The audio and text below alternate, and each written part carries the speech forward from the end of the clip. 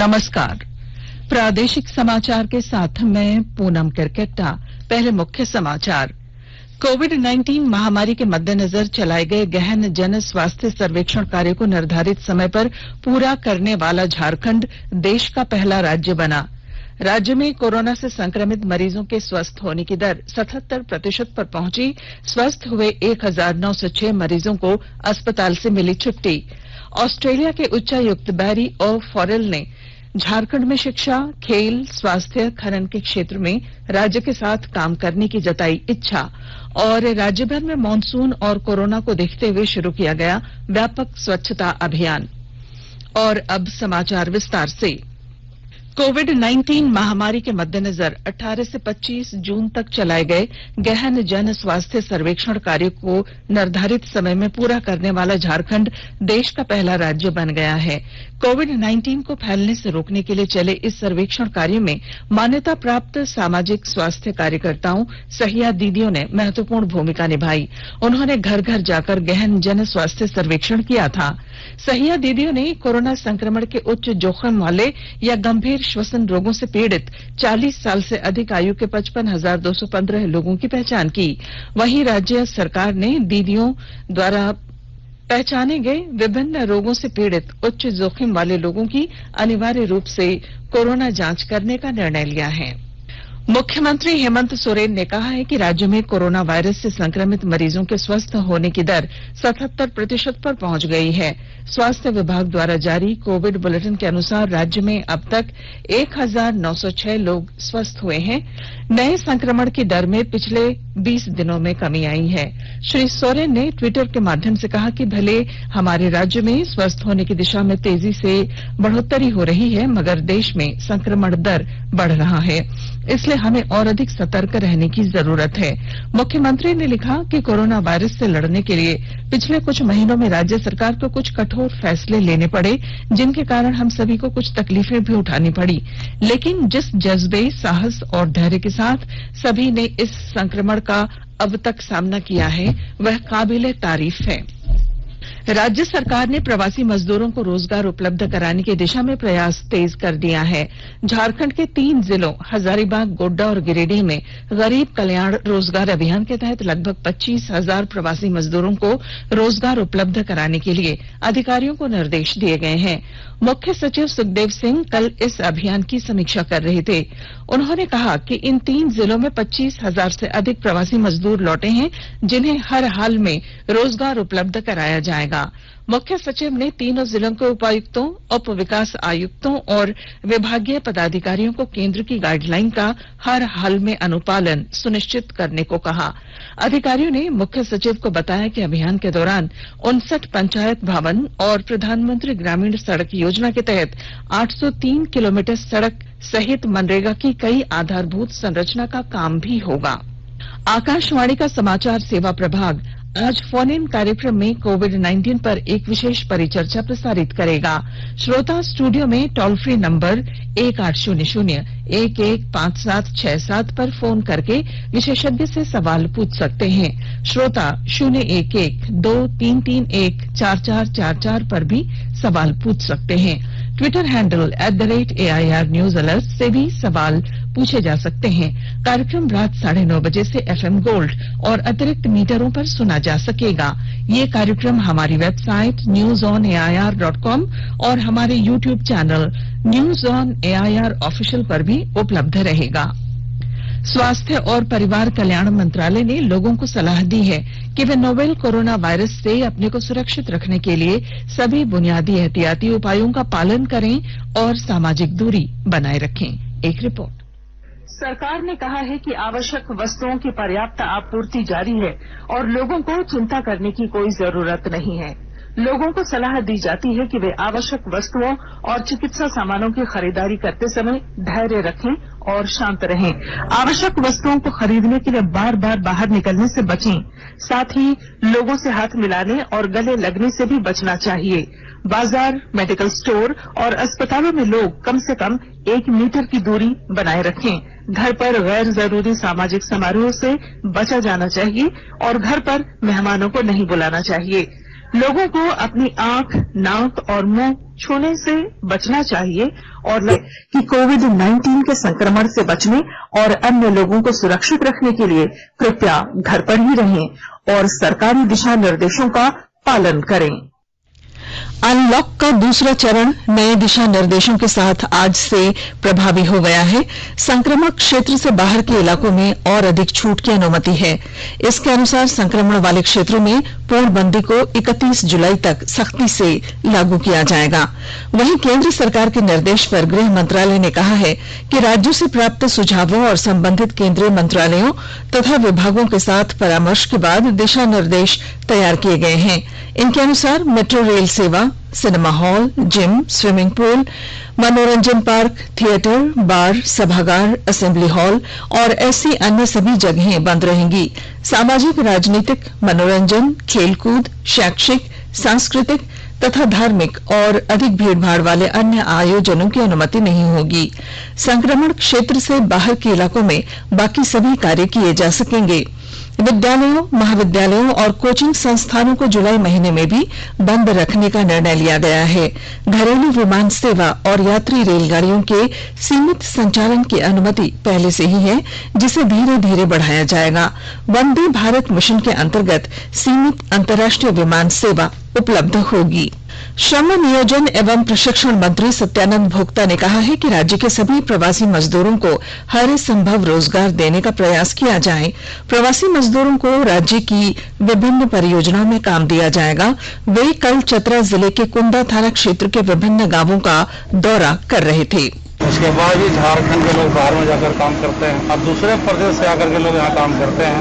तो जिसका चीज मलमल हो, फकीरवा ठग बाहरी लोग माल हो रहे हैं, लोग कंगाल हो रहे हैं। मेरा लक्ष्य है कि चाहे एनटीपीसी हो, चाहे मगध हो, आम्रपाली हो, तो विभिन्न प्रकार के यहाँ जो संसाधन है, जो रोजगार देने का अवसर है, रोजगार उपलब्ध कर करके कम से कम 17 के 50,000 नौजवानों को रोजगार से जोड़ने का काम करें।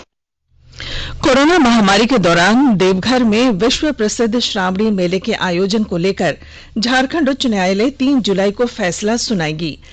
कल इससे जुड़ी जनहित याचिका पर सुनवाई हुई। हाईकोर्ट ने प्रार्थी, राज्य सरकार और बाबा मंदिर प्रबंधन समिति के अध्यक्ष का पक्ष सुनने के बाद मुख्य न्यायाधीश की अध्यक्षता वाली खंडपीठ ने अपना फैसला 3 जुलाई तक के लिए सुरक्षित रख लिया।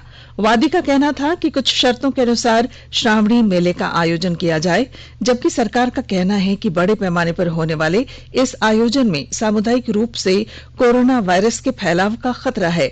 मालूम हो कि सांसद निशिकांत दुबे ने जनहित याचिका दायर कर श्रावणी मेले के आयोजन के लिए हेमंत सरकार से आदेश देने की मांग की है।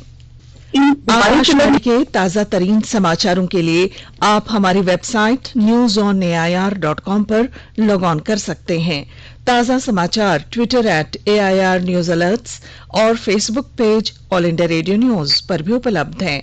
आप प्रादेशिक समाचार एकांश के ट्विटर अकाउंट @AIR News_रांची और Facebook page AIR News Ranchi के अलावा YouTube channel regional news unit Ranchi पर भी हमारे बुलेटिन सुन सकते हैं।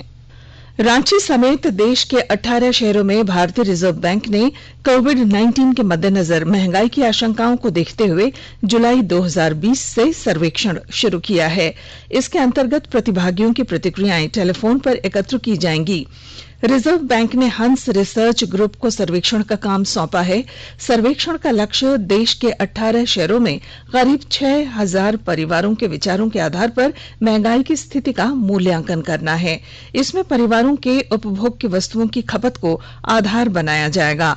सर्वेक्षण में रांची, मुंबई, नागपुर, अहमदाबाद, बेंगलुरु, भोपाल, भुवनेश्वर, चंडीगढ़, चेन्नई, दिल्ली, गुवाहाटी, हैदराबाद, जयपुर, कोलकाता, लखनऊ, पटना, रायपुर और तिरुवनंतपुरम को शामिल किया गया है। देश भर में आज डॉक्टर्स डे मनाया जा रहा है। इस वर्ष डॉक्टर्स डे की थीम है कोविड-19 से मृत्यु दर कम करना। मानवता के लिए डॉक्टरों की सेवा के प्रति आभार व्यक्त करने के लिए प्रतिवर्ष 1 जुलाई को यह दिवस मनाया जाता है। इस अवसर पर राष्ट्रपति रामनाथ कोविंद और प्रधानमंत्री नरेंद्र मोदी ने सभी चिकित्सकों को बधाई देते हुए कहा है कि संकट के इस काल में डॉक्टर्स और नर्स ईश्वर का रूप हैं। उन्होंने सभी चिकित्सकों के प्रति आभार जताते हुए कहा कि डॉक्टर लोगों की जान बचाते हैं और हम उनका कर्ज नहीं चुका सकते। वहीं सूचना और प्रसारण मंत्री प्रकाश जावड़ेकर ने डॉक्टर्स डे पर डॉक्टरों को बधाई दी है। श्री जावड़ेकर ने कोविड-19 महामारी के खिलाफ लड़ाई में दिन रात अपनी सेवाएं देने वाले डॉक्टरों की सराहना की है। गृह मंत्री अमित शाह और झारखंड के मुख्यमंत्री हेमंत सोरेन ने आज के दिन चिकित्सकों को शुभकामनाएं दी हैं। इस मौके पर राजधानी रांची की शिशु रोग विशेषज्ञ डॉक्टर रोमानी बंसल ने डॉक्टर्स डे पर कोविड-19 को लेकर संदेश दिया है।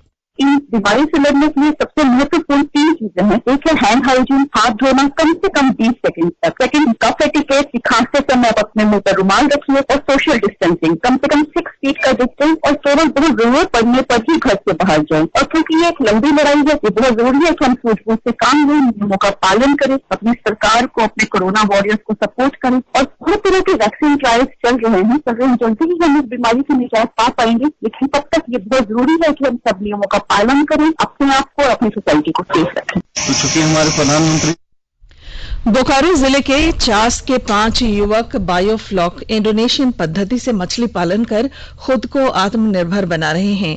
ये युवक दूसरों को रोजगार भी उपलब्ध करा रहे हैं। इससे उन्हें अच्छा मुनाफा हो रहा है।